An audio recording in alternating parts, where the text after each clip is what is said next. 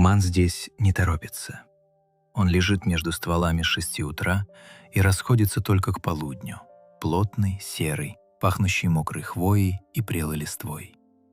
Где-то под ним, в зарослях бамбука высотой в 3 человеческих роста, идет неспешная, совершенно обыденная работа. Кто-то завтракает. Национальный заповедник Валун, провинция Сычуань, юго-западный Китай. Высота около 2000 метров.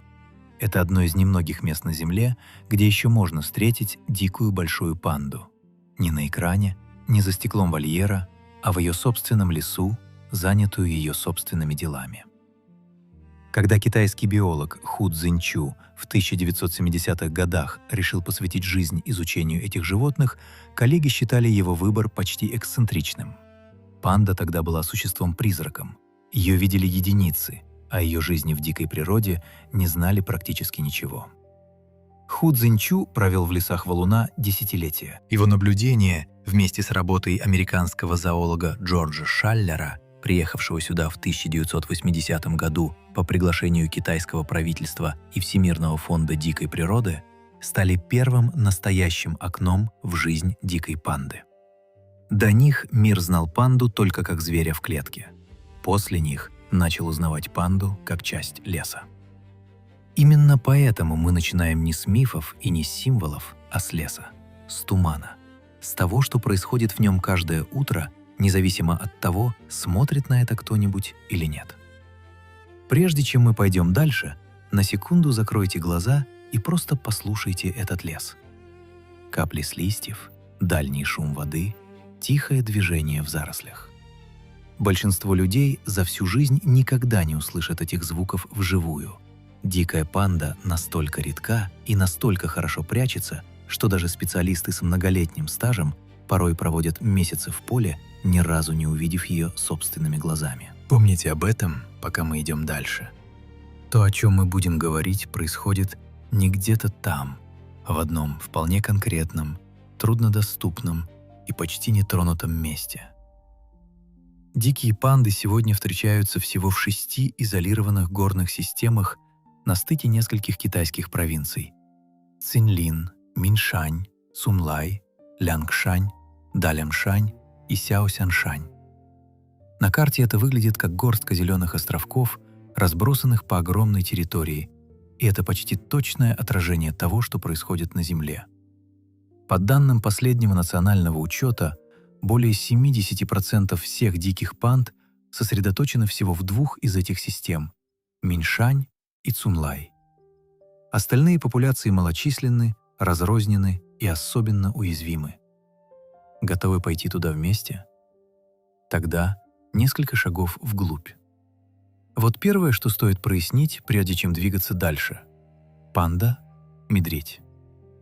Не родственник медведя, не нечто среднее между медведем и енотом. Настоящий представитель семейства Урсидея со всей соответствующей анатомией, строением черепа, зубной формулой, общим планом скелета. Генетические исследования показали, что ее ближайший ныне живущий родственник – очковый медведь Тримарктос орнатус, обитающий за добрых 15 тысяч километров отсюда, в Андах Южной Америки. Их линии разошлись примерно 20 миллионов лет назад. И вот тут начинается все необычное. Все остальные медведи всеядны или хищны. Бурый медведь ест рыбу, ягоды, падаль, иногда копытных. Белый – почти исключительно тюленей. Малайский – насекомых, мелких позвоночных, фрукты. У панды теоретически тот же набор анатомических инструментов. Те же клыки, тот же короткий кишечник, рассчитанный на мясо и жир, та же пищеварительная система плотоядного. Но почти все, что она ест, это один единственный вид растения. Бамбук составляет около 99% ее рациона. Это не преувеличение и не округление для красивой цифры.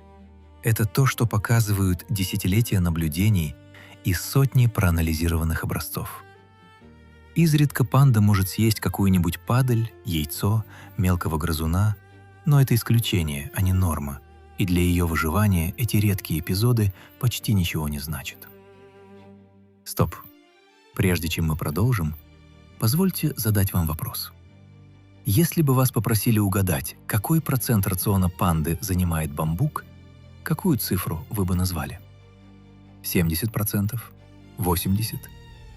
Большинство людей называют именно такие числа и сильно занижают реальность. 99% – это не почти весь рацион. Это рацион, у которого практически нет запасного варианта. Запомните эту цифру. Она объяснит очень многое из того, что будет дальше. Спросите себя, что нужно животному, чтобы выжить на пище, для переваривания которой его организм, по сути, не приспособлен? Ответ – есть очень много и очень часто. Взрослая панда проводит за поеданием бамбука от 10 до 14 часов в сутки, поглощая от 12 до 18 килограммов стеблей, листьев и побегов. В период, когда доступны молодые, особенно сочные побеги, эта цифра может вырасти существенно. Иногда исследователи фиксировали суточное потребление, превышающее 20 килограммов. Любопытная деталь, добавляющая ко всему этому еще один слой странности, исследования микробиома панды показали, что состав бактерий в ее кишечнике гораздо ближе к микробиому хищников, чем к микробиому травоядных животных вроде коров или коал. У панды попросту нет специализированных микробных сообществ, которые помогали бы расщеплять целлюлозу. То есть, с точки зрения внутренней биохимии, она по-прежнему остается медведем, который наспех приспособил свою хищную физиологию к травоядному образу жизни, а не отрастил себе новую, правильную систему пищеварения с нуля. И при всем этом панда усваивает едва ли 1/5 часть съеденного. Остальное проходит транзитом. Пищеварение занимает считанные часы. Это не похоже на работу желудка коровы или оленя, неспешно ферментирующих клетчатку. Это больше похоже на то, как если бы хищник пытался прожить на салате, постоянно, без остановки, потому что иначе энергии просто не хватит. Знаете ли вы, что у панды нет гена, отвечающего за восприятие вкуса умами, того самого мясного, насыщенного белком вкуса? Ген TS1R1 у нее присутствует, но не работает. Ученые обнаружили это, когда в 2009 году был полностью расшифрован геном вида. Это значит, что панда буквально не чувствует вкус мяса так, как его чувствуют другие медведи. И, возможно, это одна из причин, по которым переход на растительную пищу много миллионов лет назад дался ее предкам легче, чем можно было бы ожидать. Возьмите в руки стебель бамбука. Представьте на секунду, что вы это делаете.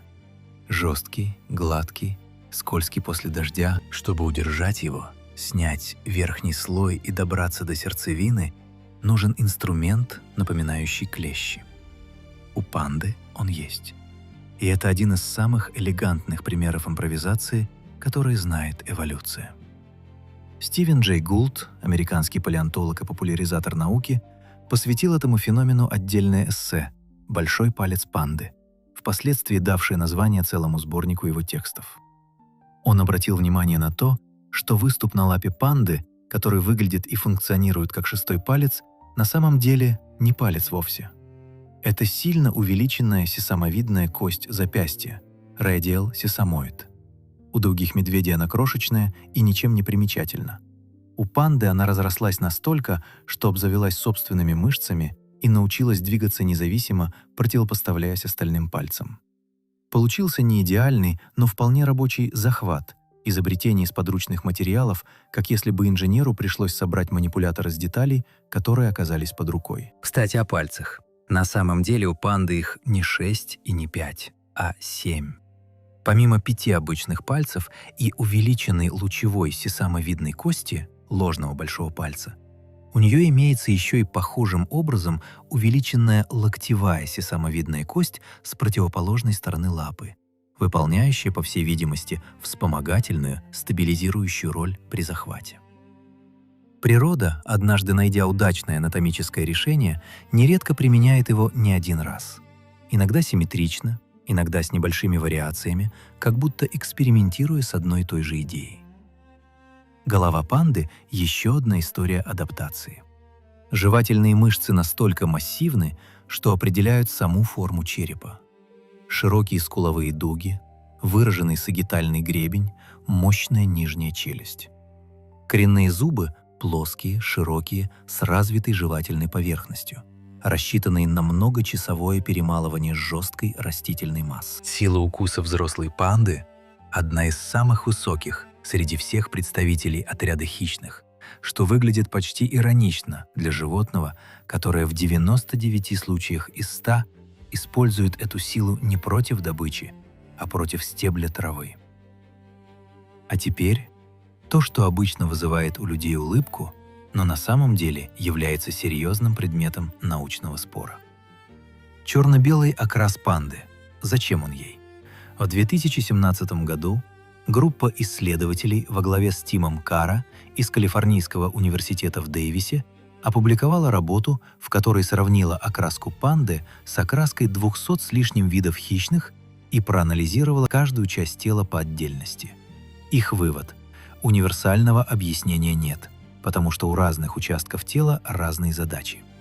Белые морда, шея, живот и круп предположительно помогают сливаться со снегом и светлыми скалами.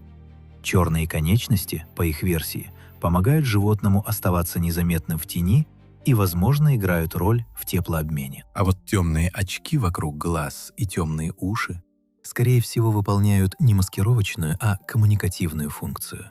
Они делают морду более выразительной на расстоянии, что важно для одиночного животного, которому редко выпадает случай встретить сородича лицом к лицу. Задержитесь на секунду на этой мысли.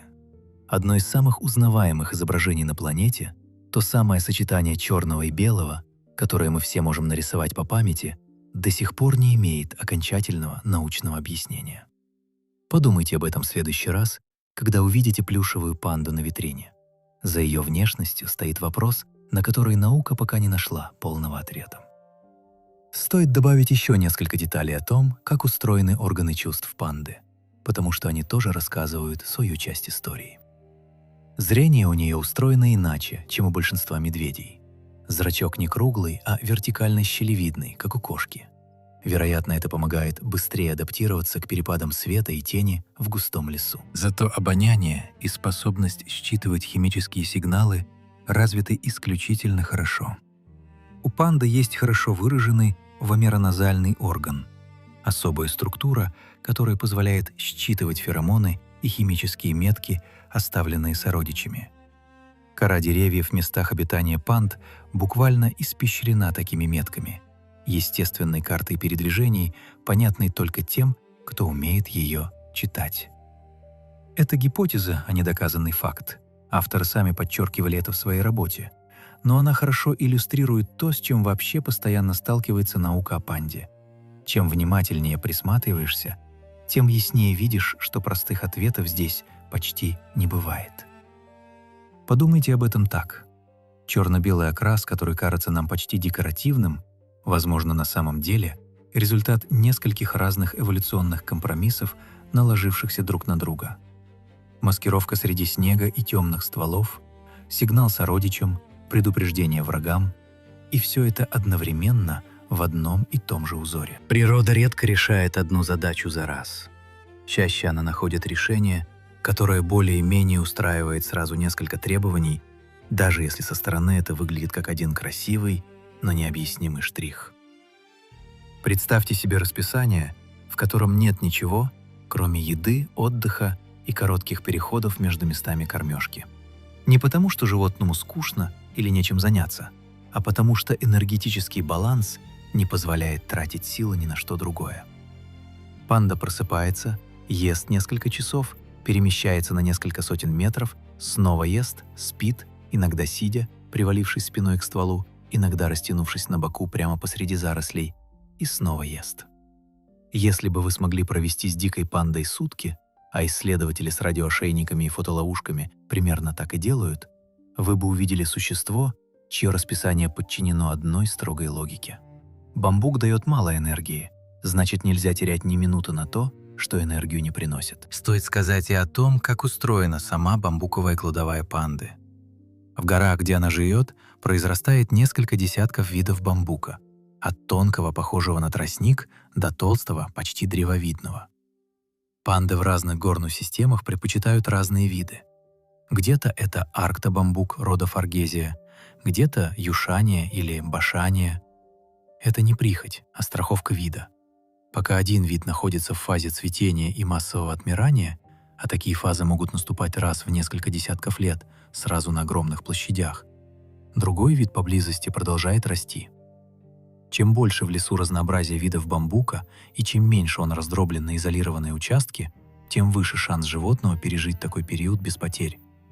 Это одна из причин, по которой современные программы охраны панды уделяют такое большое внимание не просто площади леса, а именно его сшиванию в единую, проходимую для животных систему. Индивидуальный участок взрослой панды занимает от 4 до примерно 30 квадратных километров, в зависимости от качества местности и сезона.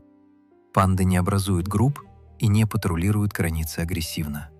Вместо этого они оставляют пахучие метки, трутся о стволы деревьев особыми железами у основания хвоста, царапают кору когтями, иногда встают на руки, чтобы оставить метку как можно выше, очевидно, чтобы сообщить о размере тела.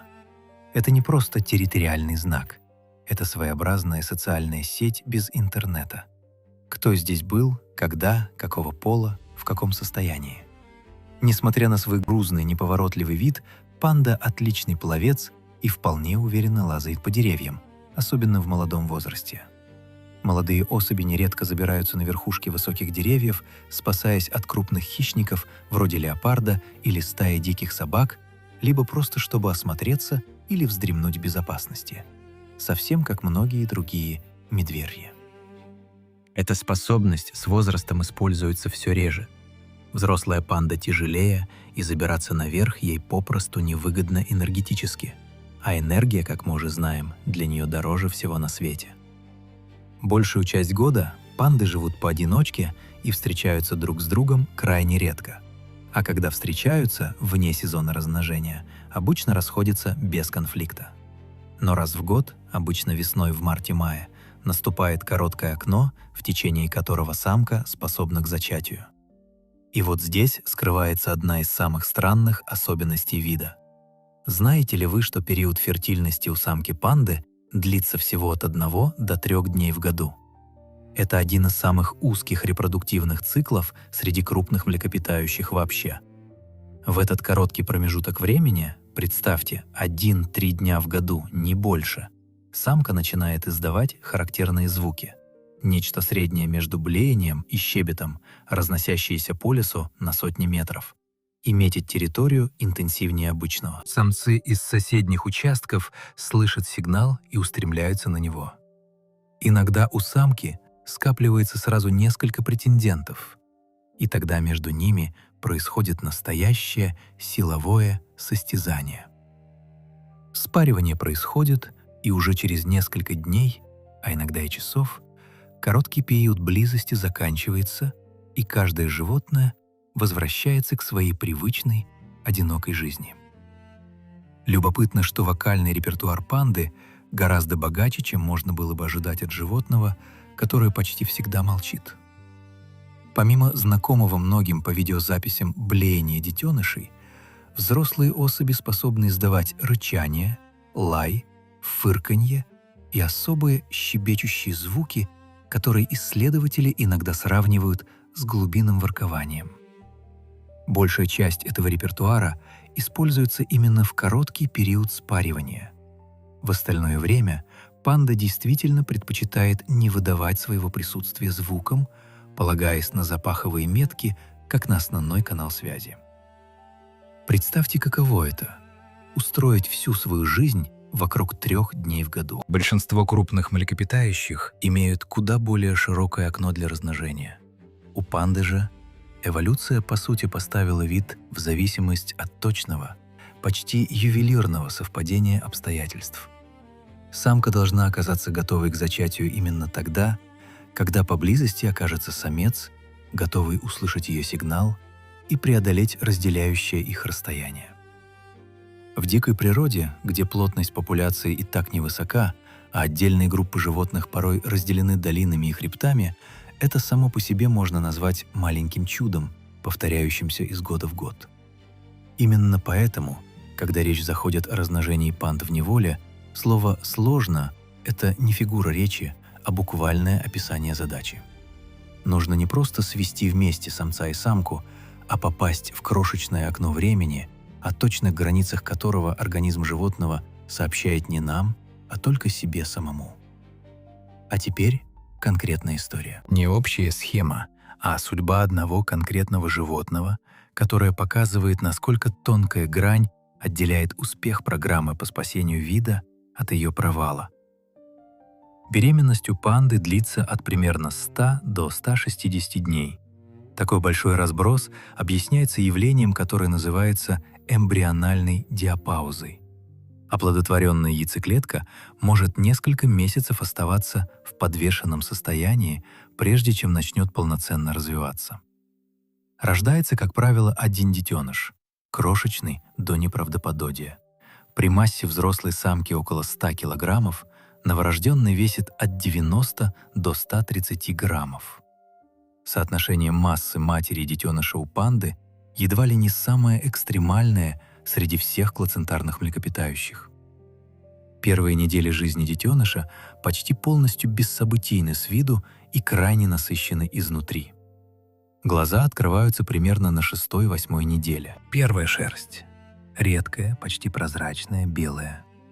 Характерные черные пятна на ушах, вокруг глаз, на лапах и плечах проступают постепенно, в течение первых недель, по мере того, как пигмент проявляется в волосяных фолликулах. Почти как фотография в растворе. К 3 месяцам детеныш уже узнаваемо выглядит как маленькая панда. К полугоду начинает неуверенно ходить, к 8-9 месяцам пробует первый бамбук, хотя материнское молоко в его рационе остается еще долго. Полностью самостоятельным детеныш становится только к 1,5-2 годам. Для животного с такой короткой фертильной фазой и единственным детенышем в помете это очень большая инвестиция времени. Прежде чем мы продолжим, задумайтесь вот о чем. Спасти вид недостаточно просто нарожать побольше особей в зоопарке. Конечная цель любой программы разведения — вернуть животных туда, откуда они родом — в лес. А это совсем другая, гораздо более трудная задача. И у нее есть человеческое лицо — лицо одного конкретного животного. Один из детенышей, появившихся на свет в Центре разведения и изучения больших панд в валуне, получил имя Сян-Сян. Его готовили по особой программе, с задачей не просто вырастить, а вернуть в дикую природу. Это было одной из первых по-настоящему серьезных попыток реинтродукции панды, выращенной человеком. В 2006 году, в возрасте около 5 лет, Сян-Сяна выпустили в лес заповедника Валун. Меньше чем через год его нашли мертвым. По заключению специалистов, панда погибла в результате конфликта с дикими сородичами, возможной борьбы за территорию, в которой молодое, не имевшее опыта подобных столкновений животное, не сумело выстоять. Это был тяжелый урок, но не финал истории, а ее середина. Специалисты пересмотрели саму методику подготовки.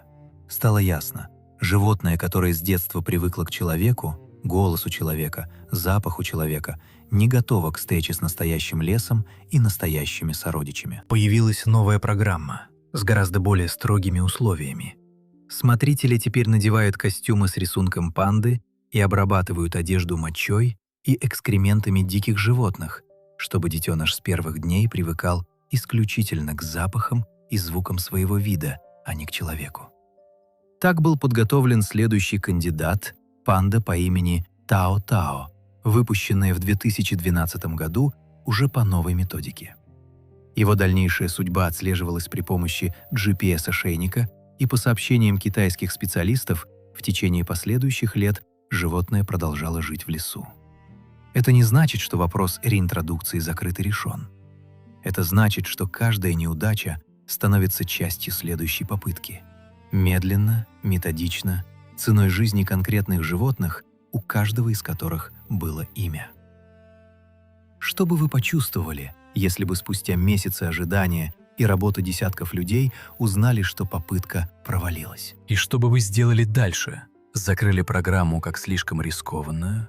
Или, как поступили специалисты в Китае, разобрали каждую деталь и попробовали снова, зная, что цена новой ошибки будет такой же.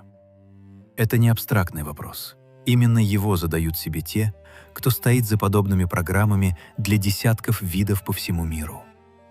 1869 год. Французский миссионер и натуралист Арман Давид, работавший в западной части Сычуани, получает от местных охотников шкуру животного, которого прежде никогда не видел. Черно-белую, крупную, с совершенно непривычным для европейца рисунком. Давид отправляет описание и образцы в Париж, в Национальный музей естественной истории. Это считается первым по-настоящему документированным знакомством западной науки с большой пандой. Но сделаем паузу. Для местных жителей Сычуани панда не была новостью. Упоминания о животном, похожем на нее, встречаются в китайских текстах на протяжении 2 тысячелетий, иногда под именами Пиксю или Мо, иногда в полулегендарном, почти мифологическом контексте. Открытие Давида не создало панду, оно лишь вписало уже давно существующие знания в западные научные каталоги. Это важная деталь. История о первооткрывателях почти всегда на самом деле история о людях, которые наконец узнали то, что кто-то знал задолго до них. Стоит отметить, что Арман Давид был не единственным европейцем, кто заинтересовался этим зверем в те годы. Вскоре после его находки сведения о черно-белом медведе начали появляться в записях других натуралистов и охотников, путешествовавших по западному Китаю. Но именно образцы и описания Давида стали отправной точкой для научной классификации вида под латинским названием Ailuropoda melanoleuca, что в переводе означает примерно «черно-белая кошка-нога». Отражение долгих споров о том, к какому семейству вообще следует относить это странное животное. Одни ученые склонялись к медведям, другие — к енотовым. И окончательную точку в этом споре генетика поставила только во второй половине XX века. Следующие 67 лет панда оставалась для западного мира существом из вторых рук, шкурами в музеях, описаниями в дневниках путешественников. Вживую ее впервые увидели на Западе только в 1936 году, благодаря американке Рут Харкнесс, дизайнеру одежды из Нью-Йорка, отправившейся в Сычуань вскоре после смерти мужа, который сам готовил экспедицию за пандой. Харкнесс привезла в США детеныша, которого назвали Су Линь. Он оказался в зоопарке Чикаго и прожил там немногим больше года. Но этого хватило, чтобы изменить отношение целого континента. Газеты писали о пандомании, игрушечных панд раскупали мгновенно, зоопарки выстраивались в очередь за следующими экземплярами. Спросите себя, что происходит с диким животным, когда оно внезапно становится самым желанным экспонатом на планете? В последующие десятилетия из Китая было вывезено более десятка живых панд для зоопарков Лондона, Нью-Йорка, Сент-Луиса, Бруклина. Самой знаменитой из них стала Чичи, оказавшаяся в лондонском зоопарке в 1958 году. Она прожила там более 10 лет, стала любимицей публики, и, что важно для нашего рассказа, именно с ее фотографии сэр Питер Скотт сделал набросок для логотипа только что созданного Всемирного фонда дикой природы. Черно-белый силуэт панды с тех пор стал, пожалуй, самым узнаваемым символом охраны природы в истории. В 1949 году, после образования КНР, вывоз животных был прекращен. Но спустя 2 с лишним десятилетия панда снова оказалась в центре мировых новостей, на этот раз в качестве дипломатического жеста. В 1972 году, вскоре после визита президента США Ричарда Никсона в Пекин, Китай передал Соединенным Штатам 2 панд – Лин-Лин и Син-Син, поселившихся в Национальном зоопарке Вашингтона. Так родилась традиция, которую впоследствии назовут панда-дипломатией. С тех пор Китай не дарит панд другим странам, а передает их во временную аренду, обычно сроком на 10 лет. Юридически все панды в иностранных зоопарках, а также все их детеныши, рожденные за рубежом, остаются собственностью Китая.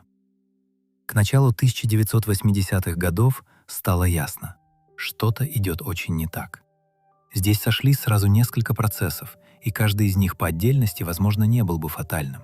Но вместе они образовали то, что биологи иногда называют идеальным штормом для популяции.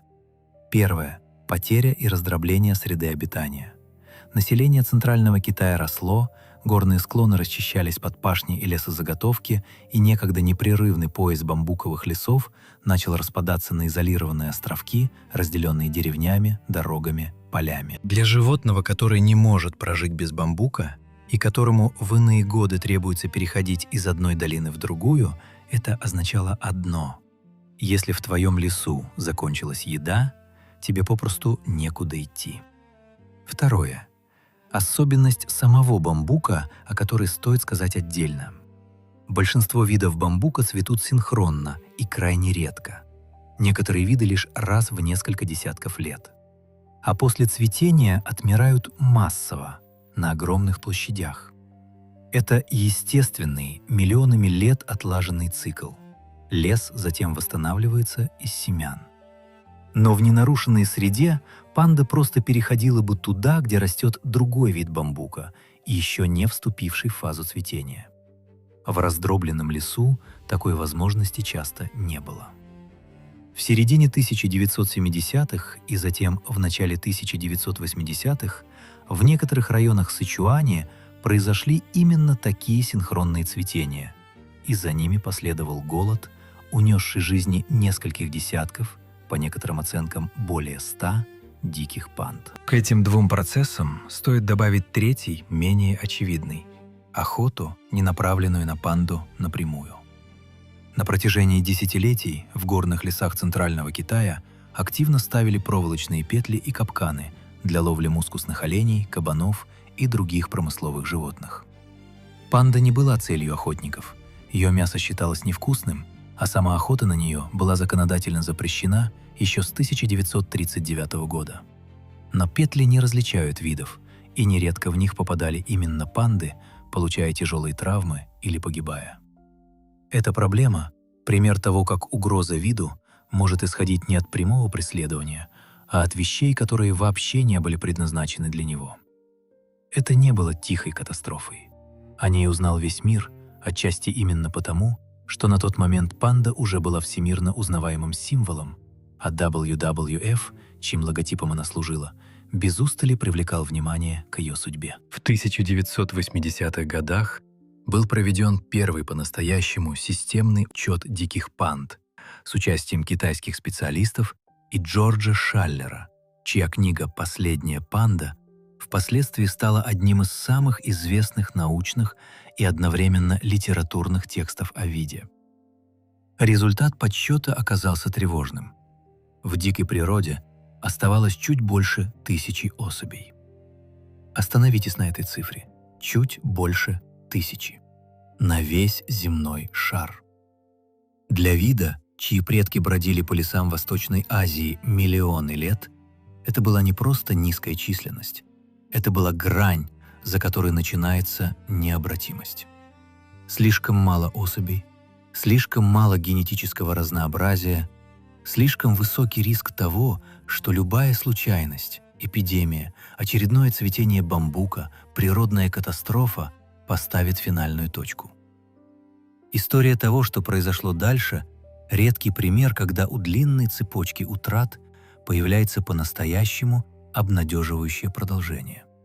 Не идеальное, не завершенное, но настоящее. В 1992 году китайское правительство утвердило масштабную национальную программу по сохранению панды и ее среды обитания. Расширение и создание новых заповедников, организация так называемых «зеленых коридоров», полос леса, соединяющих изолированные участки и позволяющих животным перемещаться между ними, ужесточение наказаний за браконьерство. Параллельно набирала обороты программа разведения в неволе, в первую очередь на базе центра в Валуне и созданного позднее Чендуского центра исследования и разведения больших панд. Ранние годы этой программы были трудными почти до отчаяния. У панд в неволе долго не получалось ни спариваться, ни вынашивать, ни выращивать потомство. Отчасти из-за стресса, отчасти из-за того, что животных, выращенных людьми, никто не учил быть пандами. Переломный момент связан с самцом по имени Пань-Пань. Пойманный в дикой природе в середине 1980-х, он оказался необычайно плодовитым производителем и, по данным китайских специалистов по генетике, стал прародителем значительной доли всей нынешней популяции панд в неволе. Одно животное и заметная часть будущего вида. Огромную роль в переломе ситуации сыграло развитие методов искусственного осеменения, потому что в условиях неволи у панд далеко не всегда получалось спариваться естественным путем. Животные, выращенные людьми, зачастую попросту не понимали, что от них требуется.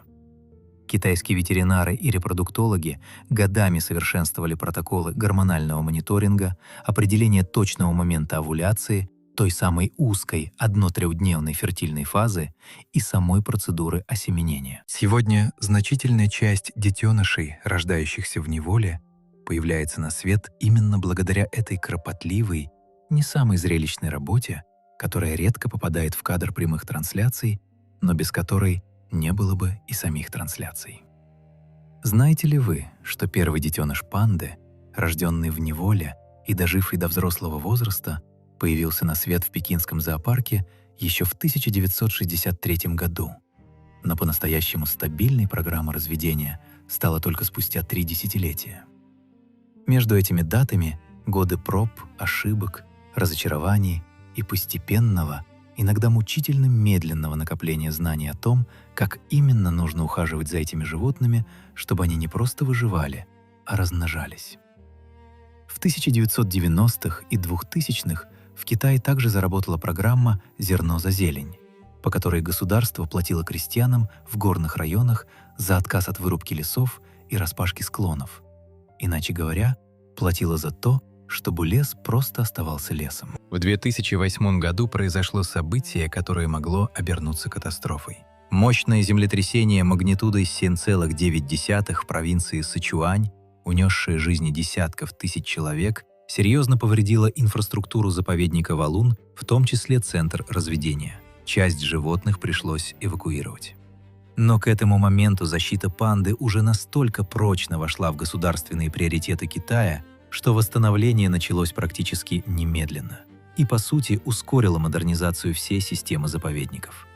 Результат этой долгой, неровной, но не прекращавшейся работы постепенно стал заметен в цифрах. Учет 2003 года показал около 1600 диких панд. Учет, завершенный к 2014 году, около 1864. А в 2016 году Международный союз охраны природы изменил статус вида в Красной книге с вымирающего на уязвимый. Шаг вниз по шкале угрозы, который специалисты ждали десятилетиями. Параллельно с этим в самом Китае происходила невидимая постороннему глазу, но колоссальная по масштабу работа.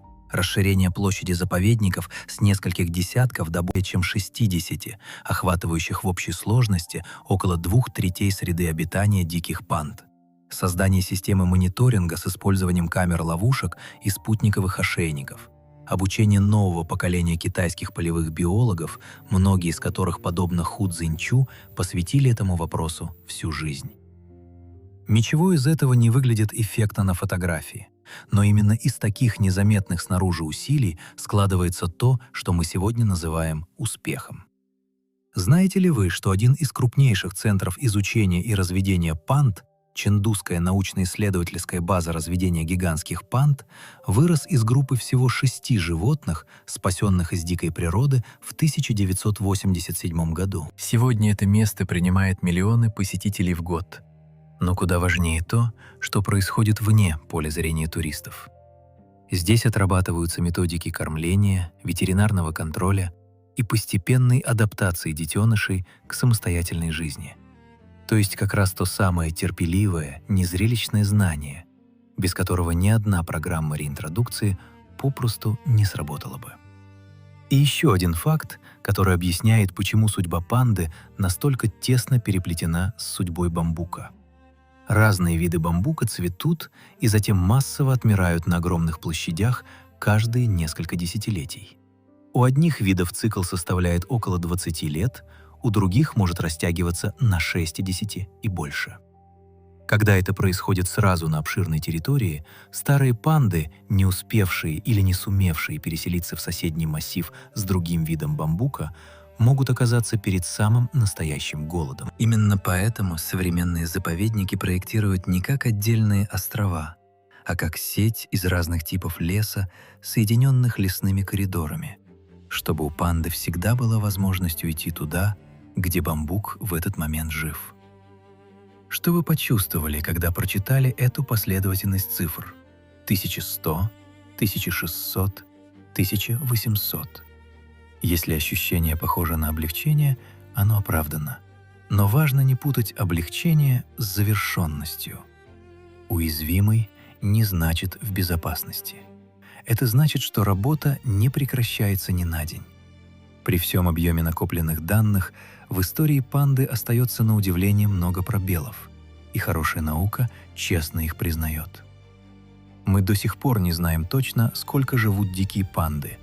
Отслеживание конкретных особей в условиях горного леса крайне трудоемко, а спутниковые ошейники появились относительно недавно. По косвенным оценкам, дикая панда может прожить от 15 до 20 лет. В неволе рекорд принадлежит самке по имени Дзя-Дзя, дожившей в гонконгском Оушен-парк до 38 лет. Это считается одним из самых долгих документально подтвержденных сроков жизни панды в истории наблюдений. Знаете ли вы, что ученые до сих пор спорят даже о таком, казалось бы, базовом вопросе, как однородность вида внутри самого себя? Часть исследователей считает, что популяция гор Циньлин достаточно сильно отличается от популяций остальных горных систем, более темной, рыжевато-коричневой окраской и несколько иными пропорциями черепа, чтобы говорить об отдельном подвиде. Другие специалисты полагают, что речь идет лишь о географической изменчивости в пределах одного вида, а не о самостоятельной эволюционной ветви. Спор не закрыт, а значит, портрет вида, который многим кажется давно дорисованным до конца, продолжает уточняться прямо сейчас, пока мы с вами об этом говорим. Мы не знаем точно, насколько богат вокальный репертуар диких панд. Почти все записи сделаны в условиях зоопарков, где поведение животных может заметно отличаться от природного. Знаете ли вы, что, начиная с 2009 года, в горных районах Сычуаня несколько раз фотоловушками фиксировались панды с белой, а не черно-белой шерстью? Это не альбинизм. У альбиносов красные глаза, а у этих животных глаза обычные, темные. Речь идет о редкой генетической особенности, частичной утрате пигментации, известной как лейцизм. Самый известный случай был зафиксирован в валуне в 2019 году. Камера засняла полностью белую панду, спокойно идущую через зимний лес. Подобные случаи настолько редки, что каждый превращается в небольшую научную сенсацию. И одновременно в напоминание о том, что даже хорошо изученный вид способен удивлять. Еще одна область неопределенности – будущее. Климатические модели, опубликованные в начале 2010-х годов и неоднократно уточненные впоследствии, показывают, что потепление способно существенно сократить площади бамбуковых лесов, пригодных для жизни панды к концу нынешнего столетия. Бамбук чувствителен к изменению температуры и влажности. Если климатические пояса сдвинутся вверх по склонам гор быстрее, чем смогут подняться леса, панда снова окажется в ситуации сжимающегося пространства, на этот раз не из-за топора, а из-за климата. Это не повод для паники. Но это причина, по которой работа по сохранению вида не может остановиться на достигнутом. Она должна закладывать в себя сценарии, которые еще не наступили. Подумайте вот о чем. Мы привыкли считать, что спасение вида – это конечная точка, финал истории. Но для панды этот финал постоянно отодвигается, потому что каждое новое поколение исследователей находит новый набор вопросов. Не успели разобраться с тем, как заставить панд размножаться в неволе, встал вопрос, как вернуть их в дикую природу. Не успели наладить реинтродукцию, обнаружилось, что устойчивость популяции зависит еще и от генетического разнообразия, от связности лесных массивов, от микробиома, от климата, от того, что происходит на другом конце света. Чем внимательнее мы смотрим, тем длиннее становится список того, что еще предстоит понять. Возможно, в этом и состоит честный портрет настоящей науки. Не торжественное «мы все узнали», а постоянно растущий список «а вот это мы пока не знаем точно».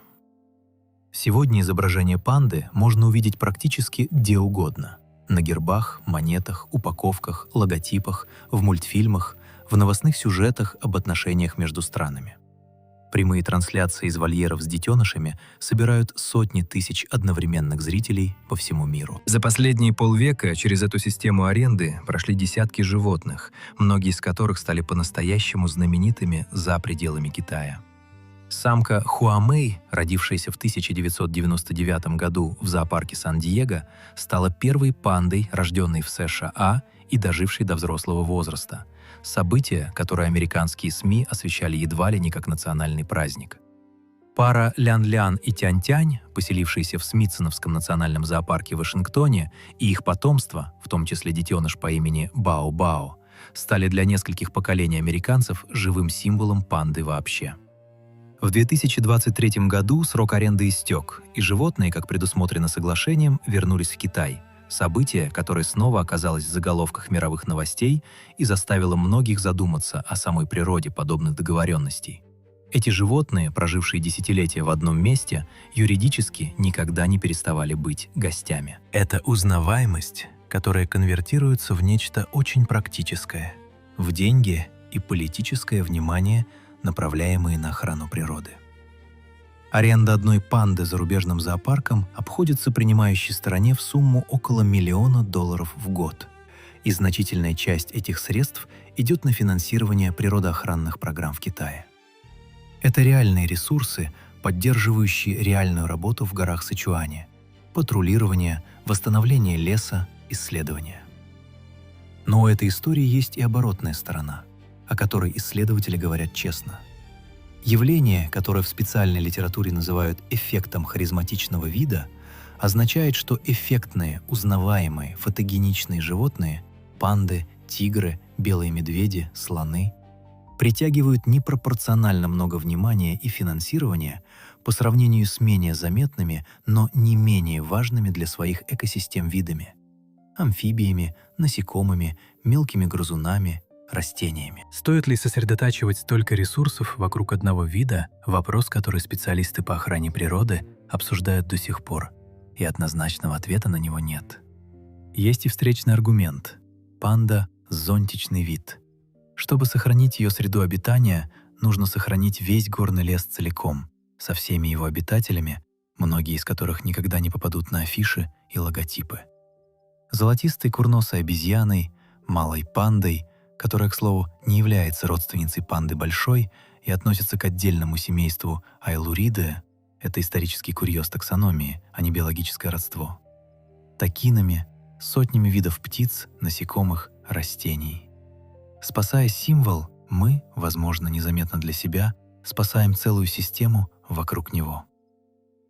Знаете ли вы, что выбор панды символом Всемирного фонда дикой природы в 1961 году был отчасти продиктован вполне практическим соображением? Основатели организации, среди них художник-анималист Питер Скотт, рассуждали о том, какое животное будет легко узнаваемым, выразительным и, что немаловажно, дешевым в печати.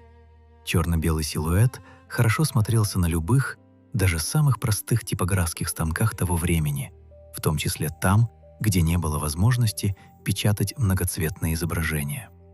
Прообразом для логотипа послужила лондон-зувская панда Чичи, та самая, чье появление в Лондоне незадолго до этого вызвало настоящий ажиотаж. Так практическая случайность, нужно было просто животное, которое хорошо выглядит в двух красках, обернулась одним из самых узнаваемых символов охраны природы в истории. Какую сторону вы находите более убедительной? Возможно, обе сразу, и в этом нет противоречия. Реальная природоохранная работа почти никогда не укладывается в простую формулу «правильно/неправильно». Она происходит в зоне постоянного компромисса между ограниченными деньгами, разными приоритетами и животными, которые ничего не знают о наших спорах. Закройте глаза еще раз, в последний раз за этот рассказ. Представьте себе момент, когда вокруг нет ни туристов, ни фотоловушек, ни смотрителей в костюмах, ни прямых трансляций. Поздний вечер в горах Сычуане. Туман снова опускается, медленнее, чем утром, более плотный, почти осязаемый. Где-то в зарослях бамбука слышен тихий и ритмичный хруст. Животное весом под 100 килограммов методично, без спешки, перемалывает очередной стебель. Оно делает это не для зрителей. Оно делает это потому, что иначе не выживет до завтра. Это животное не знает, что является символом. Не знает, что миллионы людей смотрели прямые трансляции из вольера, где родился детеныш, похожий на него. Не знает, что из-за него спорят ученые, политики, защитники природы в залах за тысячи километров отсюда. Не знает, что когда-то численность таких, как оно, опускалась до 1000 особей, и что именно поэтому сегодня вокруг него работает целая система заповедников, исследовательских центров и международных программ. Оно знает только одно — этот стебель сочный, лес тихий. Скоро стемнеет, и нужно успеть поесть еще немного, прежде чем лечь. И в этом может быть самое важное, что стоит унести из этой истории. Спасение вида — это не один драматичный момент, не подписанный документ и не торжественная церемония. Это тысячи незаметных решений, принятых на протяжении десятилетий. Ученый, который провел годы в сыром лесу, наблюдая за животным, которое почти невозможно увидеть. Смотритель, надевший нелепый костюм, чтобы детеныш не привык к человеку. Крестьянин, выбравший не вырубать участок леса. Чиновник, утвердивший финансирование очередного коридора между заповедниками. Ни один из них, скорее всего, никогда не увидит результата своей работы своими глазами. Лес растет медленнее, чем длится человеческая карьера. Но лес растет. И в нем, в сыром тумане 2000 метров над уровнем моря, медленно жует свой ужин существо, которое все еще здесь, хотя по всем меркам могло бы уже не быть. А теперь откройте глаза и спросите себя, что вы будете чувствовать в следующий раз, когда увидите изображение панды на экране, на упаковке, на афише зоопарка? Просто симпатичную картинку? Или историю леса, тумана, конкретных животных с именами, людей, потративших на это жизни, и цифры 1100, которая едва не стала последней? Это не история со счастливым концом. Окончательных концов в подобных историях не бывает. Есть только продолжение, которое либо случится, либо нет, в зависимости от того, что мы будем делать дальше. Но прямо сейчас, в эту минуту, в лесу валуна кто-то ест бамбук. И это, учитывая все, через что прошел этот вид, само по себе небольшое чудо. Иногда лучшее, что можно сказать о виде, переживающем трудные времена, это просто «он все еще здесь». И этого, возможно, достаточно, чтобы продолжать работу ради него. Конец фильма, но не конец истории. Лес продолжает жить дальше, без зрителей и без титров, и завтра утром туман снова ляжет между стволами, а кто-то снова сядет завтракать.